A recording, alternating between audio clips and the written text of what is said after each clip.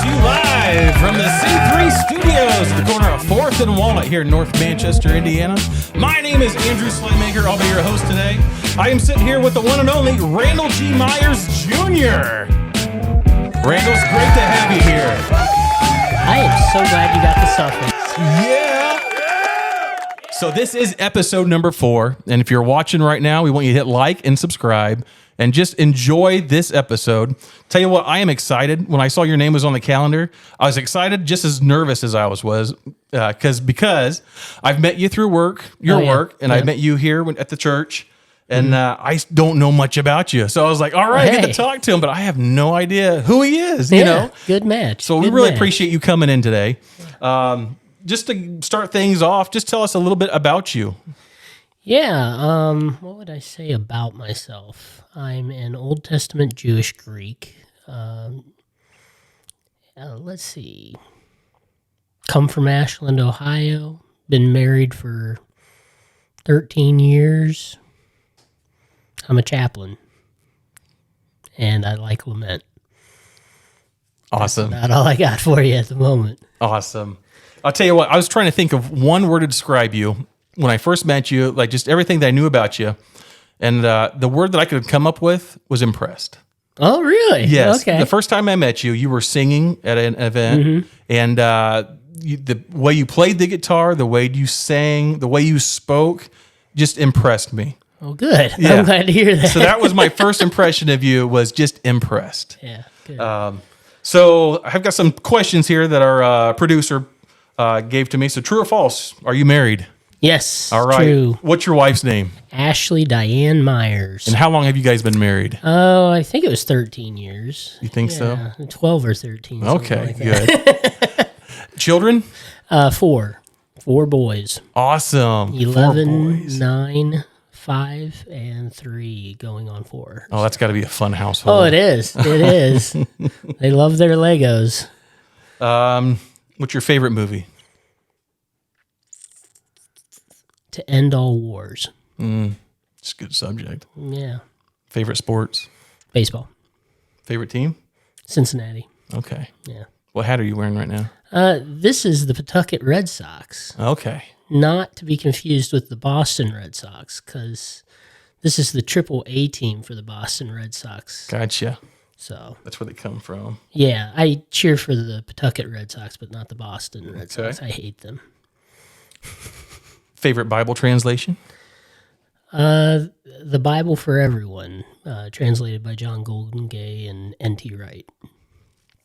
So, as I mentioned, you played guitar. Yeah, You sound great. You're Well, thank very you. seasoned. Who was your inspiration? my dad. Awesome. My dad. We grew up actually out in the country, but my first few years was in town in Ashland in a little house, and he would sit in the corner in an armchair, and he would just get it out and strum simple campfire choruses with his fingers, you know. So,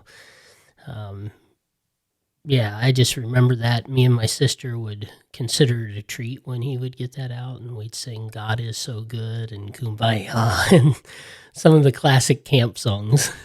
Now, do you remember when you were learning the guitar, how long it took? I mean, do you remember all the times that you spent where it just wasn't there? Yeah.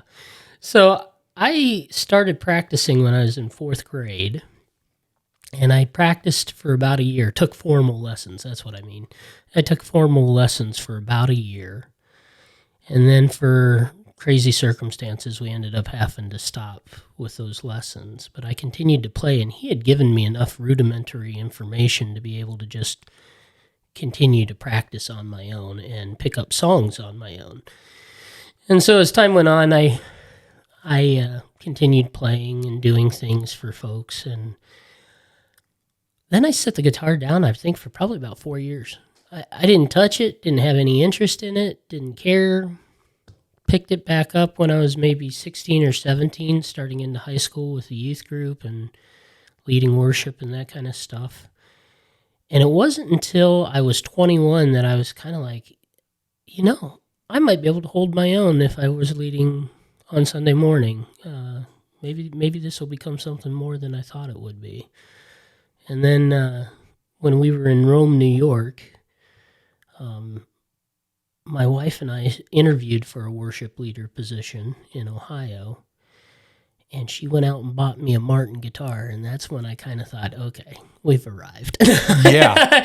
Which, if you know me, I actually don't play any lead guitar stuff, so I haven't arrived by any means, but that first Martin was quite the achievement. Absolutely. I mean, Martin's one of those brands anyways, like you've arrived. Yeah, I mean, it's just, Yeah. I've only got like one name brand guitar. I've got like 30 cheap ones, Yes, but yes. when I know you what get you're the talking about. nice one, it's just, you're there. Yeah. And even if you mess up, it sounds good. Yeah.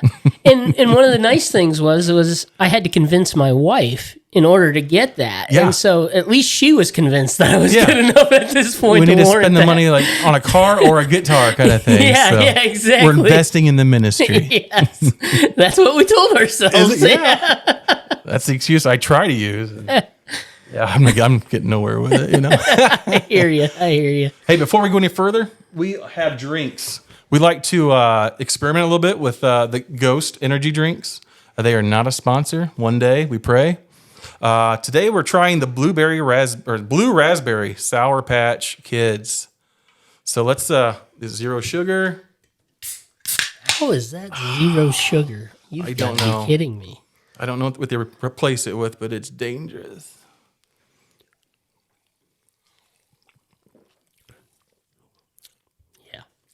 First impression? I like it. Liquid cotton candy. They named that very correctly. Yeah, they did. That's pretty blue. Also want to mention before we go any further that behind the scenes we have Pastor Tim. How you doing? Pastor Tim. We're glad to have you. Exactly are you a pastor of, Tim? Nothing. I got bored over COVID and got ordained online. Online. So you have the certificate on the wall? It's not on the wall. It's someplace in the garage. Man, that belongs on the mantle. I got a patch, letter of good standing. What's the patch go on? I'm not sure. Like a robe? Maybe possibly. You can get one of those on Amazon. Maybe my jacket. With the collar and everything. Yeah. There we go. They'll come walking up to you and say, Father, I need prayer. Yeah. Now, do you have any ordination or whatever like that? Or okay. Absolutely not. I've got it saved on my Google where to go to because I've asked some friends that were marrying people. I said, how in the world are you marrying them? Like whatever. Yeah. It's like, just go to Google and it's like $25. Yeah, that's right. And you're on the right. registry. Yeah. I was like, well, that's what I'm going to do. Happy Father's Day to myself. Yeah. That's awesome. Tim, we're glad you're here, man. Glad to be here. Again, if you watched the first episode, we're slowly growing our team. Our first episode was rough because there were so many things to do, and we were the only ones at the table. And so what a blessing it is to have a crew in the room today. Back to Randall, man. So I did a little research on you. You probably didn't know about this. Okay. I went pretty deep as far as Facebook goes. Okay. And so I came up with, first off, this is off the record. You can grow a nice beard, man. Oh, thank you. I mean, it has nothing to do with anything. But when I saw the pictures of your big beard, I thought, that is an awesome beard. Because not everyone can do that. And we're beard guys around here. Yeah. Tim's got something. He's got a mustache.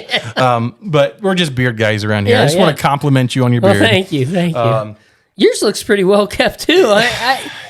Between you and Tyler, I take notes on how to, bring it in a little bit. Yeah, Tyler, he likes to go to the barber shop a lot. Okay. Like he gets a hair out of place and he's there. There's been times, because I grew my hair out once or a couple of times, and I just, dude, let it go. Just let it go. And he's like, I'm letting mine go. 3 weeks later, I went to the barber today. So he's got commitment issues. But he does have that calico critter beard, which is awesome. So in my research on Facebook, I seen that you were once a pastor of is it a Chinese church? Yeah. How in the world did that come about? So I was in martial arts. I don't know if you saw any of those. I did. Pictures. I saw you were a ninja. I did a follow-up question. So that's a kind of a long story. I don't know how short you want me to keep it here. Give it to us. Because, people out there are probably like, how can I become a pastor of a Chinese church? I thought you had to be Chinese to do that. I was really taken aback. I was like, that is so cool. That's the purple cow in the room. Yeah. I like calling out those purple cows Yeah. too. Anyways, yeah, I had taken some time off from Moody, just to see if where I was going as a pastor was where God wanted me. And so in that interim time, I got roped into a Christian martial arts federation.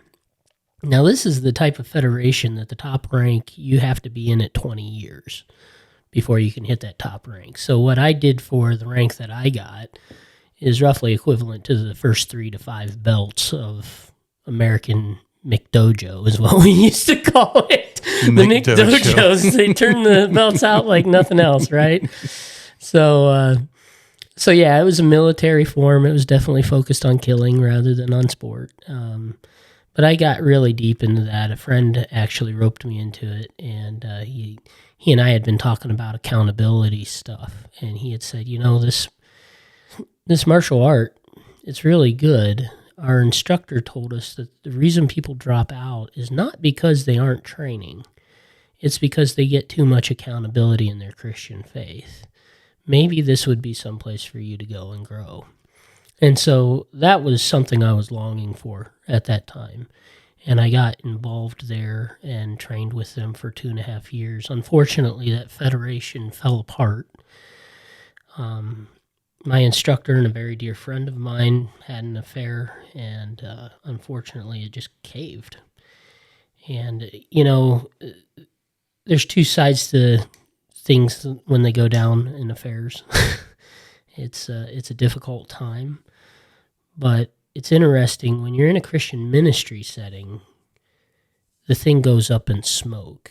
Whereas if you were in a secular setting, that Christian martial arts studio would have continued without missing a beat. But because there were other layers of accountability involved, it went up in smoke. So I was looking to get into another martial art of a similar kind because I really didn't want to have anything to do with the American form of martial arts. And I discovered a studio up in Wisconsin and then one in Minnesota. And I thought, I could go back to school, finish my degree, train. That sounds great to me. So anyways, at that point, my trajectory was set on really loving Asian stuff. It didn't matter what it was. Like egg rolls. Yeah, egg rolls, sweet and sour sweet and sour chicken, whatever the case might be. I loved Asian stuff to the point where when I had visited Northwestern College for biblical and theological studies, but at the same time I was looking at OSU for Korean studies. And so there was a real chance at that point that I wouldn't have even been a pastor, possibly, because I would have just gone for Korean studies and stayed in that line of work for the rest of my life. But that's kind of what got me involved with Asian stuff, and then had a friend from Moody who was pastoring at a Chinese church in Carmel, and he just said, "Come on down and visit." It was just supposed to be a friend-on-friend interaction, He's like, we haven't seen each other in several years. You're going to school up in Minnesota. Let's get together, right? And as I walk in, I'm thinking, man, this is such a cool setting with all these Asians. This is awesome, And I said to my friend Ben, I said, I really like this place. And he's like, well, that's interesting to hear you say that. I just happened to find out that they have a youth ministry internship going next summer. So that summer, I was actually hired as the intern. Later that winter, I got asked to come back for a second summer. Had a lot of fun with that. I had graduated by the time the second summer had come around. Needed a job because my wife had gotten pregnant unplanned. It was crazy at that point. But started looking for churches, and I got bites from Asian churches like no tomorrow. But Caucasian churches didn't want to touch me with anything. Like, they didn't even want to give me a chance. And it wasn't until I was hired 3 months later at a Chinese church in Boston that I finally got an application for a Grace Brethren church in Maryland. Things like, 10 pages long. They want your doctrinal statement, a 500-word essay, all this other crap. And it's like, gentlemen, I just got hired and I had a 3-round interview where they grilled me about my personal life. Let's take the time to just do the interview. Forget your application was my perspective. So I didn't even apply. We were already on the road to Boston and ended up at a Chinese church there. So that is so cool. Now, did you speak English in the church, or did you have to? Yeah. So the way Chinese churches, this is actually the folks that are involved in Chinese churches are studying it from an academic standpoint, because if you're Asian, you're academic. That A stands for academic, right? And so, anyways, I get away with saying some of this stuff because they used to call me a hard-boiled egg. I'm white on the outside, but yellow on the inside, so. Okay. But that being said... Because that's my thought when all these Asian churches are interested in you. It's like, man, what photo did you send? Well, I was their ticket to diversity, right? You know how all the staffs are trying to diversify based off of ethnicity? I was actually their diversity ticket. They're like, holy cow, we got a Caucasian on staff. Look at us. We're so accepting. So, in any event... actually, and that's why they were all biting. Cleveland, Miami, Boston, they were all like, holy cow, let's get this white guy on staff, right? And what was your question again? Where were we going with this, Andrew? Well, in that point, what made you want to become a pastor? Oh, what made me want to become a pastor? Yeah, my disease when I was a kid. So I was diagnosed with Crohn's disease or ulcerative colitis when I was 10 years old.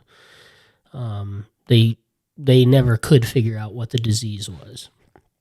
In fact, when they finally removed the entirety of my colon and rectum, it was so diseased that they couldn't even do a biopsy on it. It was so scarred over from years of just basically turning on itself and eating itself up.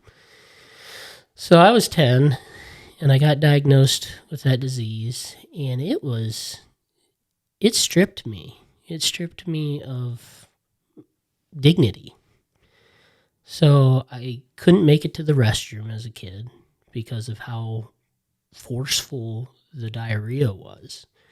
So I'd be worried about where the closest bathroom was.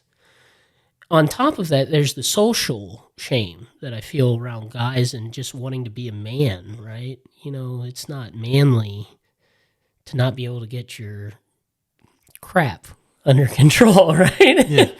And so, it was just a matter of, I just feel so much shame from this, so much pain. I lost connection with my dad over baseball. They put me on steroids, and I was on those steroids for pretty much 10 years straight. Nothing less than 60 milligrams could manage it. So I was way overweight. I looked like the Pillsbury Doughboy. I remember being disgusted by a picture someone took of me at third base because you couldn't see my neck. You couldn't see my neck. You couldn't hardly see my head differentiated, and everything was just too tight, And so anyways, through the course of that disease, we ended up homeschooling because I just couldn't stay in school. That's the plain and simple facts of it. I was hospitalized a couple times because of side effects from medication, acute pancreatitis, and I was in there for at least a week on those occasions. But through that all, I was asking the question, why are you doing this, God? And it really, I've been angry at God since then. Then it was not an issue of anger. It was actually just and I wish I could get back to this emotion, right? That childhood emotion of just innocently asking God why, instead of having like ulterior motives. But at that time, it was just a pretty pure and simple, God, I understand that you've given this to me. I want to be able to use this for your kingdom. Why have you given this to me? And I had grown up in one of those churches. We sang hymns, not to knock hymns. I actually play hymns just about every day of the week for my patients. But we had grown up in a church that was singing hymns, and we had switched churches and started going to this church where they were singing more contemporary music. And one of the songs that came up was Knowing You. I don't know if you remember this song or not. Knowing you, Jesus, there is no greater thing. You're my all, you're the best, you're my joy, my righteousness, and I love you, Lord. And for whatever reason, one day I'm coming out of my house. I'm singing this song because we've been going to this new church. I've been asking for the last 4 years, why in the world have you let me have this? And out of nowhere, I just sang the line of a verse that I didn't even consider myself like loving this song. It just was in my head, and I'm singing it, and I sing, and to know you in your suffering, and bam, it just downloaded on me. Like in an instant, the Spirit just, whoosh, this is why. And I realized it wasn't just like a simple, you're getting to know Christ in your suffering. What was so special and unique about it and truly showed me that God cared about my individual experience of this disease was the fact that he showed me, you know, all those medical dates that you've had, Randall, when you've had something shoved up your tush or shoved down your throat, because I was doing colonoscopies and endoscopies, barium enemas, barium drinks, the whole gauntlet of digestive tests that could be done. And the Lord said to me, you remember how you used to feel when you would see that date come up on the calendar? And I remember running through the house and running next to the calendar and seeing my test date on the calendar and thinking, shoot, we're getting closer to that day. I'd run around the table just like a little kid and look at the clock and think to myself, we're 1 hour closer to that. And in that moment, God said, that's exactly how my son felt. 1 minute closer to the cross, 1 hour closer to the cross, another week closer to the cross. And it was like the Lord said, you have gotten to know me experientially in a way that nobody else gets a chance to, or that very few get a chance to. And this is the specific way, and nobody else is going to lay claim to that. That's just you and Jesus at this point, you know? And that was the point where I was like, if God is willing to bless me so deeply with such a unique experience, then I want to get to know him deeply. And so the reasoning went something like this. It was like, well, I want to spend the rest of my life getting to know Jesus, but I've got to come up with a way to make some money because, you know, dads work. That's just what dads do. That's what my dad does. He's the one who makes the money for the house. What's a job that I could do to study the Bible? Oh, be a pastor. Okay, cool. That's what we're doing with our life, you know? So that was pretty much the logic behind it, but that deeper story is what put the logic in place. So, that was the motivation. Yeah. That's awesome. What a great story. What a great testimony. Yeah, thanks. And now as an adult, I mean, how's that, trying to find the word, the person that you are today, going through all that, you know, versus someone that didn't have to go through that. How does that affect you? How does that make you a better pastor, a better person, a better parent? Yeah. I think so there's been, it's not just that. There's been other things along the way that have then fed along that. There was my first breakup. That was traumatic for me. People might look at me and say, why was this so traumatic? Well, I don't know. You show up at a church retreat, you've never had a girlfriend before, and you find out that she's dating someone else when you when you walk through the door, and that's like, hey, we're done. You know? But there was more to it than that, okay? Sure. But that breakup was actually the catalyst for me and my mentor at the time saying, hey, we need to put Moody on hold. Your depression is just gone through the roof. And this is clearly not just about the breakup. This is about other wounds in your life, right? So we go through that circumstance. And at the same time, I'm being mentored by this guy who is opening up the scriptures to me in this brand new way. He was focusing on the Old Testament, and then he was focusing on lament. And I think you may have heard me talk about that the day I was worshiping with you. And what came up was, 40% of the Psalms is lament. There's 5 genres of Psalms that scholars like to get a deep voice now. Scholars like to divide the scriptures up into 5 different genres. If there's 5 genres represented and 40% of it's Psalms, that means that 40% of God's songs were about grief. That's the biggest majority represented in the book of Psalms. That means that the language that God provides his people with is majority, God, why have you screwed me over? God, why are you doing this to me? God, I followed you all of my life, but now it looks like you've walked out on me. Psalm 44 is a real good example because there's no upbeat to it. There's laments that they go through and they're like, God, you did this and why have you deserted me? But I know you're going to do my salvation. No, not Psalm 44.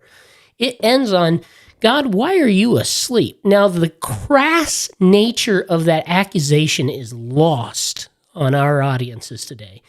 That is such a crude and crass accusation against the God of Israel because the gods of the nations around them were known to sleep. So Israel is actually given permission in this psalm to accuse God of acting like the gods of the nations. It's fascinating. So the disease, that breakup, the mentoring, all came together, and it gives me a heart not to just say victory in Jesus, John 3:16, let's go home. It gives me a heart to relate, especially in chaplain of a hospice. It gives me the chance to be able to sit with people and say, you've experienced 3 affairs from a man who said he was a pastor. No wonder you couldn't come back to church. I don't know a church around that's equipped to deal with reintegrating someone who suffered through 3 affairs from a guy who said he was a pastor. Let me read Psalm 44 to you. So I did. It was like the gospel had been preached to her afresh. And in the final year of her life, she became a more ardent follower of Jesus than many people I know. But it was because they were given a window into, it's okay to be angry. It's okay to be sad. It's okay to be in pain. And that directly would be related to my disease and that mentoring then that I had. So, Wow. Yeah.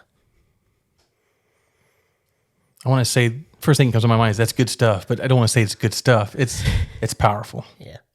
It's powerful. And let's talk more about how your work, what you do, because what you do it doesn't get enough praise.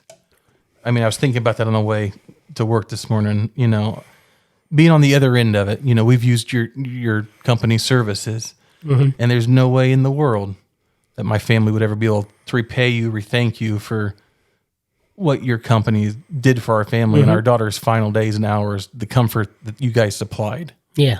And I can't think of a more important job in ministry, especially in the time frame that you're given with people that are on hospice care. Can you talk about whatever you can freely talk about as far as, what your job is and, some of the struggles that you probably put up or have to deal with or, because I can't imagine going in, I've heard so many stories from other people, but, obviously not everyone's a Christian and not everybody on their dying bed is willing to give their life to Christ. Yeah. And so what are some of the obstacles and what are some of the things that you face with your job? Well, it's not all grand stories of reconciliation like the one I shared just now. I mean, I'll just throw this disclaimer out right off the bat. Those of you who are listening to this and are evangelists, you're going to hate me, but I don't try to turn it into an evangelism opportunity. So you can crucify me later with Jesus. So. I mean, you can be a closer all you want. You're only allowed to get, you're given so much time. I mean, time's running out when when you walk in the door, and there's only so much that you can do. Yeah. And that's really what, as a chaplain, you have to arm yourself with that mindset. Look, people are at the end of their life. If they haven't given their lives to Jesus yet, they're probably, unfortunately, I'm sorry, they're probably not going to. Okay? So when I go into a home, it's just rough because you're constantly having to play to a generic sense of Christianity that's in the ether sphere. Now, this is particularly present here in Midwest, particularly Indiana. This section of Indiana it's in the subconscious still, It's in the Bible Belt. Yeah. When I was living in Boston, this was not an issue, right? You knew where people stood about things like this, but everybody out here has some general concept of God and Jesus, even down to Jesus dying on the cross for their sins, So it's hard for me sometimes to have to stomach that superficial just skate by and say, oh, yeah, Jesus did die for your sins. When there's a part of me that pastorally, separated from my profession as a chaplain, but pastorally, I want to get in their face and say, okay, but does that mean you're ready to walk with God? We've only got 6 months or less, right? Yeah. So, you just have to go with where the Lord is already brought them and trust them to his judgment at that point. It's like, I'm glad I don't have to be your judge. Yeah. I'm glad I don't have to be your judge because sometimes I'd make the call wrong and God will make the call for you. And at this point, I am willing to just comfort you with the fact that, yeah, Jesus does save you regardless of what you've done in your life. Yeah, we've heard, I've heard my whole life, a lot of people say, well, I'll get saved when things are right or when the timing's right or something like that. And I can't imagine on your deathbed the timing being right or, to be putting yourself in that situation. I mean, just like you looking at that calendar as a child. I mean, that person in that hospice bed. Yeah.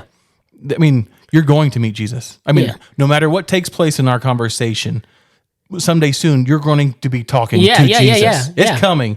And I can't imagine where you have to draw the line because I would just be pleading with people and, just your interpretation of, it's hard to tell with people where they're at or how sincere. And then you got to think about the medication on top. Like, am I talking to the patient? Am I talking to the soul? Yes. I just, I cannot imagine the struggles with that. And even if you do have a deathbed conversion, because we've had one of those here in the last year, we had a deathbed conversion, and you're kind of sitting there going, okay, is this person really doing it because they believe in Jesus, or are they doing it to put their loved ones at ease? So even if you do lead them to Jesus at the end of their lives, you're still sitting there going, good that God's the judge, not me. So as the tree falls, so shall it lay. We've become friends with a lot of the hospice nurses and stuff, and they had shared some great stories, and even through our church, we've seen some great stories of people passing over peacefully, and I mean, just like storybook ending. As a friend of ours, in her last moments, was reaching up from her bed. Like she was trying to grab somebody's hands and stuff like that. And, we've also heard the other stories. I've heard stories that if I wasn't a Christian, they would probably keep me up at night. Yeah. Is there anything that you can share about like that to share with anybody? Like things that would keep me up at night? Well, just, maybe you can share a good story. Maybe you can share a story that's not so good. One thing that was shared with me is with a hospice nurse is they said a Christian home was like practically not working. I mean, when they were at a Christian home, it wasn't working. It wasn't like they wanted to stay there all day. Yeah. It was hard to leave. And they said it was very hard going into some of the homes that were not Christian homes. Yeah. So I would say Christian homes are sometimes easier. I mean, it's hard to lose anybody, whether they're Christian or not. I mean, yeah.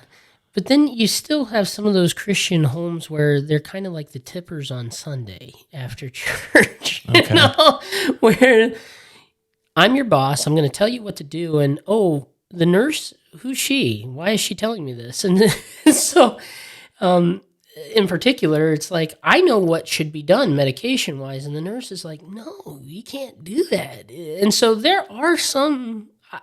I would disagree a little bit with the nurses on this. There are some Christian homes that it's like, and then there are. Do you have to talk to them differently? Does your speech or conduct change in those homes? In Christian homes? Absolutely. Okay. Yes. So on that front, yeah, things change dramatically, and so like with the one that I was speaking of, where she endured 3 affairs and she lost her leg, so she had that against her. In those kind of homes, you get to go a little deeper with them, and you get to see the work of a chaplain actually done, rather than just providing spiritual companionship. You're actually providing spiritual reflection on life and helping the person get ready to die. And actually, if you were to ask me, what do I see as my job? It is to get people ready to die in the most victorious way possible. Because so many people look at death as if it's the most undesirable thing. But actually, with the way the Lord has allowed it since the curse to be lined up, death is quite possibly, could be the ultimate ceremony that you have during your life. We have all sorts of ceremonies. If you're Jew, you have circumcision, you have bar mitzvah. For Western thought, we have 18 years old and then 21, because I guess drinking alcohol is that amazing. and then 25, because I can rent a car. And, you have all these sort of rituals and ceremonies that you go through. But death, people forget that that's a ceremony too. That's why we have funerals. It's a ceremony. So why not make that the best ceremony? Yeah, it's your last. Yeah. Why not make that the best ceremony of your life? And so I get a chance to go in and try, if they're willing to let me, try to help them make that their best ceremony. Even if it isn't yet. Even if life has sucked, even if they've screwed up royal, yeah. What can we do between now and your end to make that screw up actually be redemptive? So that you can go and see your Maker with the sense of, holy cow, he loves me. That's that. And yes, that does change in Christian homes. It's not as much in non-Christian homes, but what I find is that my nurses may murder me for this one if they hear this. I actually like the low-income impoverished homes. And the reason why I like those homes is because there are more family members involved. Okay.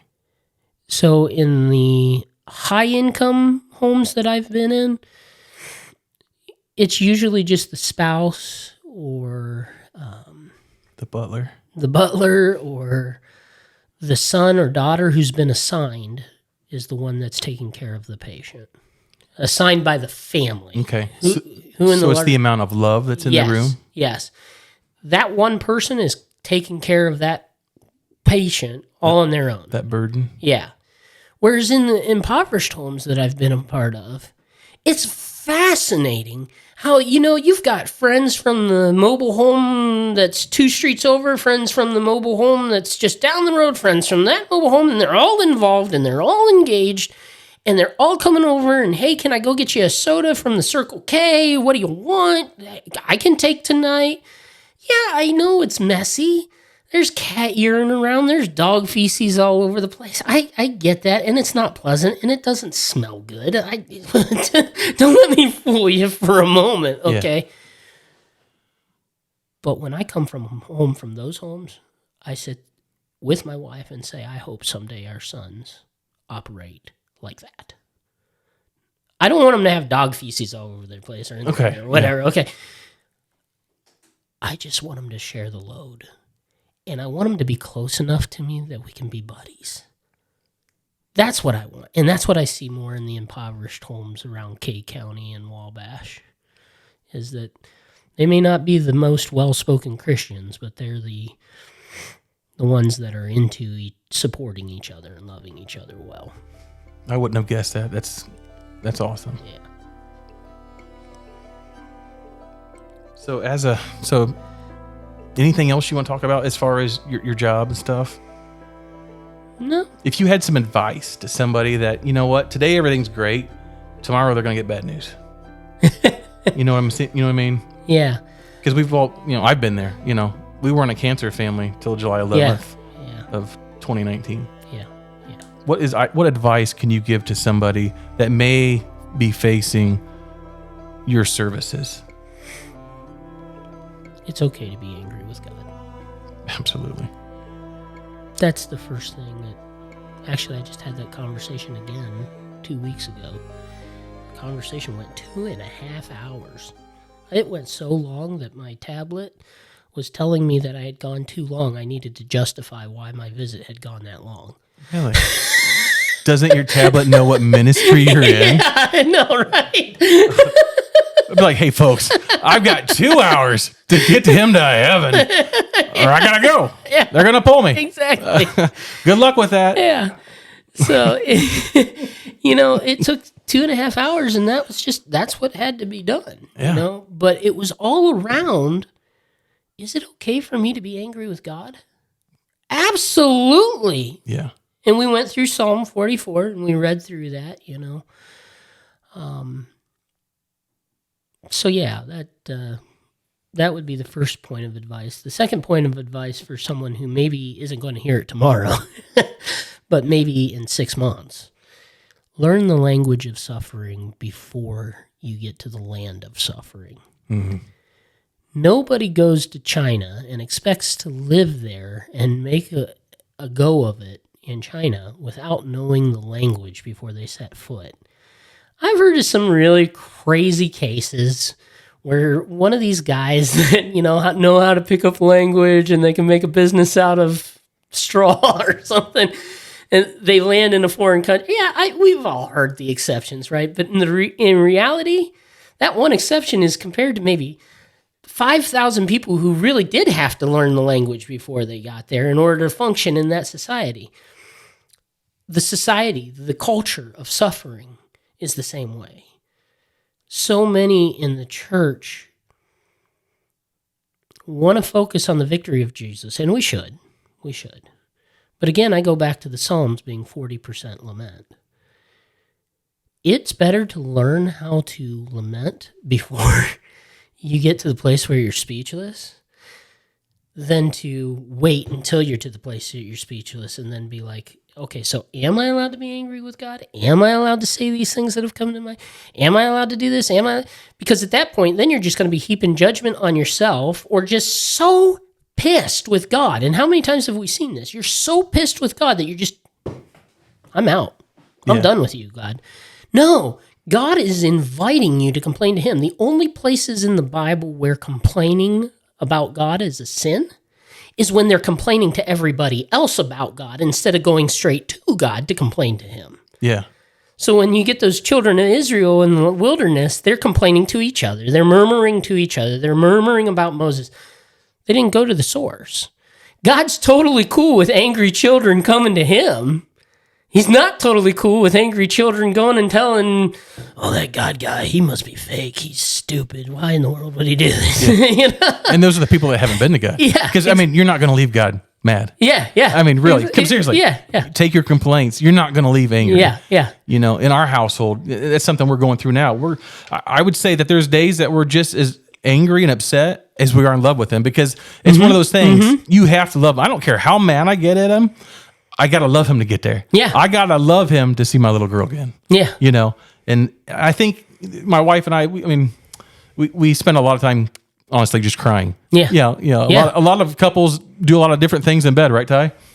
But my family and I, my wife and I, we spend a lot. It seems lately we spend more time crying in bed than anything. Sure. And it's one of those things where, you know what, one day when we see God, those questions, they're not even gonna matter. Yeah. You know, Yeah. all of our complaints and the things that make us angry here, when we see Him in that moment, none of that's gonna matter. Yeah. And I think too, on that note, the loved one who is in heaven would prefer for us to get on with life because they're enjoying it so much. Yeah. They'd be like, dude, like, get over it. Yeah. Or something, you know? Because everything that they'd went through, it doesn't even matter anymore. Yeah. There's no tears in heaven. Right. You know, I mean. Right. And I don't want to tell people to just get over it by any means. I mean, that's the whole point of my focus on lament is you don't just get over it. But, yeah, I guess I would say to people who are 6 months out, who don't know what's coming yet, and this is why it's so important for pastors to bring lament back into corporate worship, is because people don't know the language of suffering. Believe it or not, when you go through trauma, the part of your brain that shuts down first is the part that makes words. So the problem is that if I'm going to recover from grief, if I'm going to recover from sadness, anger, whatever, I have to actually reactivate that area of my brain that makes words. Because otherwise I'm going to stay in this pre-animalic state that doesn't have any words to express itself. And if I do move forward in society, there will always be that part of my brain attached to that trauma that cannot speak. That's the beauty of the function of the Psalms that so many are unaware of and they miss, is in those moments when your brain shuts down, in those grief moments, it's got the words. It's got the words of pain and suffering for you to speak. Reactivate that brain and heal. But you've got to have that language of suffering to do it. That's great stuff, man. Yeah. Really appreciate all that. What is the best advice that you've ever received?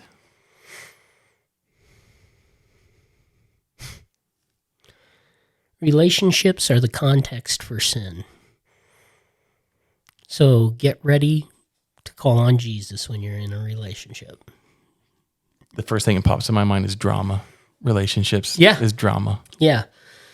You don't really know that you're a sinner until you have a relationship with somebody. I can be pure and holy all I want in my inner prayer closet, okay? Because I don't have to deal with anybody, right? Yeah, it's just me and him. Yeah. But when I actually get out and interact with someone, they may say something or do something that frustrates me, or I may do something because I'm selfish and I want to put them down. Because I still have value issues in my life, which we all do, right? Yeah. So I still have value issues in my own life. That sin comes out and it gives us another opportunity to run back to Jesus. And so that was the best advice. Actually, that mentor that did the lament stuff, he said, just remember, relationships are the context for sin. You run back to Jesus. What's your biggest regret in life? How real do I want to be? You can be real with us. It's just you and I. Yeah.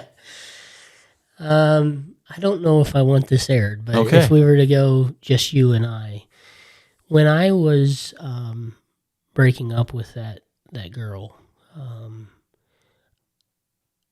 the thing that went through my mind is all my life I have maintained a standard of purity in order to honor you, God. And now you're screwing me over with her breaking those standards, the very standards that I tried to maintain to remain pure before you. Mm-hmm. And I said, God, if you're going to screw me over that bad, I'm going to screw you over and hurt your heart too. And I jumped into porn that night, and it was just kind of like, looking back, the amount of fight that I have to put into trying to stay away from porn is devastating. And so that's the part where that's the biggest regret I have, is not seeing far enough ahead to know that God was going to call me into greater things, that I'd wish that I didn't have that still nagging at me, you know? Yeah. Reacting. Yeah. You don't want that aired? Probably for my wife's sake, yeah. It won't be aired. Okay. It won't be aired. Pastor Tim, do your thing. Reboot. Got it. It's erased. Okay. I was actually thinking that you might ask me that question on the way in, and I thought, how would Ash feel if I shared this? Yeah. And so that was the linchpin that kind of was like, yeah, I probably shouldn't. Yeah. Either I shouldn't go that deep if I want it aired, or I shouldn't have it aired. Yeah. I mean, we retake it and you'd be like, well, I had an ice cream cone on the way in. You know? 51 minutes. 51 minutes? Well, good. I was worried that I wouldn't have enough questions. Let me just wrap this up. Is there anything that you want to share that we haven't touched, or anything that you would, if this happened to be the only podcast you ever do in life, Mm-hmm. what is something you want to leave us with? What is something that you want your boys to know? What's something you want the world to know about you? About me. Well, first off, I want my boys to know that they are sons of the King, and to love each other. I want them to be tight-knit. So that'd be that. For my wife, she was my biggest cheerleader. She has always been my biggest cheerleader. That's why I have her in my phone as my cheerleader. Like she's wearing the outfit or what? No, well, you know. I mean, you don't have to share everything, but I was like, really? That's pretty cool. Go her. I love it. Spiritually, I actually have come into a new passion in the last 6 months. And so there's been this trajectory that God's been building beyond just the lament trajectory. One of the biggest turning points in my life was actually not getting into Greek class. Believe it or not. Okay. I had this Greek professor that I wanted to take Greek from so badly. And I had gotten permission, and then the institution just decided to squash us all, because they had policies and guidelines, and that I needed to take it from another professor, even though they had never come down that way for the last 10 years. I'm sorry. Timing was perfect, huh? Yeah. So I couldn't get into Greek or into the Greek with that professor, and I was like, fine, I'm going to spite the institution by taking Hebrew. The rest was history. You showed them. The rest was history, because I took Hebrew, Old Testament theology, Genesis in the same semester, and it changed my life.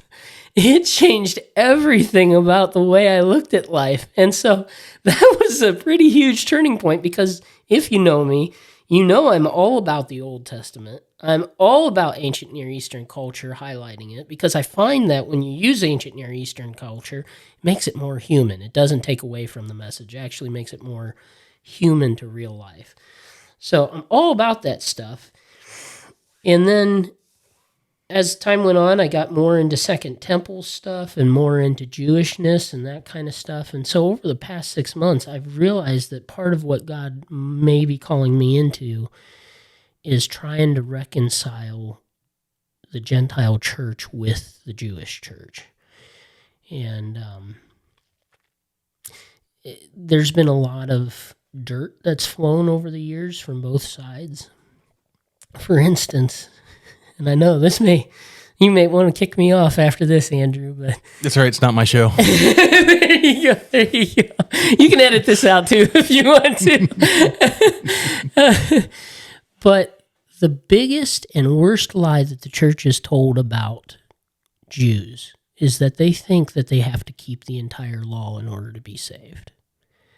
And that's not true.